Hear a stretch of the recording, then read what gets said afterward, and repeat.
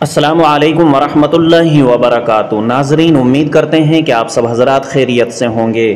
اس video میں ناظرین ترکی انتخابات کے تعلق سے آپ کو بتانا چاہتے ہیں کہ گزشتہ کل 14 مئی کو ووٹ ڈالے جانے کے بعد سے ترکی میں اب تک ووٹوں کی گنتی کا عمل جاری ہے۔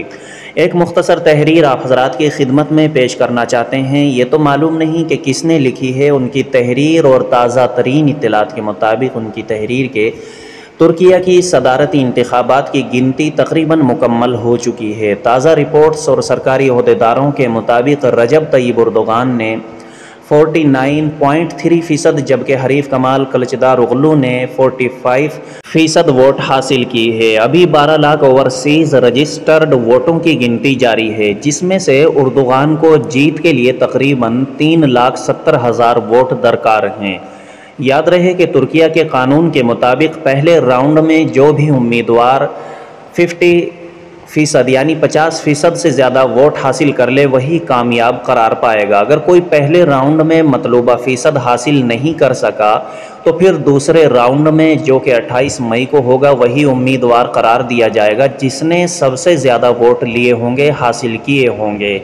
صدارتی محل میں موجود ایک دوست سے بات ہو رہی تھی تو ان کا کہنا ہے کہ اردوغان اور ہماری خواہش یہ ہے کہ مخالف اتحاد کو پہلے راؤنڈ میں ہی شکست دیں تاکہ ان کی نسلیں یاد رکھیں کہ مذہبی اور سیکولرز ایک ہی شخص کے خلاف صف آرا تھے، وہی شخص جو 21 سالوں سے حکومت کرتا آ رہا ہے اور پھر بھی انہیں شکست کا سامنا کرنا پڑا۔ اگرچہ دوسرے راؤنڈ میں اردوغان کی جیت یقینی ہے کیونکہ پہلے راؤنڈ میں اردوغان کو واضح برتری حاصل رہی ہے۔ ابھی صورتحال یہ ہے کہ آیا صوفیہ ہو یا صدارتی محل ہو، ایک ہی نعرہ ہے، یا اللہ، بسم اللہ، اللہ اکبر، رب کریم ان کی صداؤں کو خاموش نہ فرمائے۔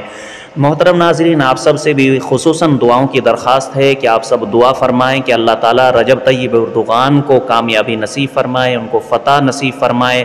اللہ پاک ان کو پھر سے ترکی کے اس انتخاب میں اللہ پاک انہیں کامیابی سے سرفراز فرمائے۔ آمین یا رب العالمین۔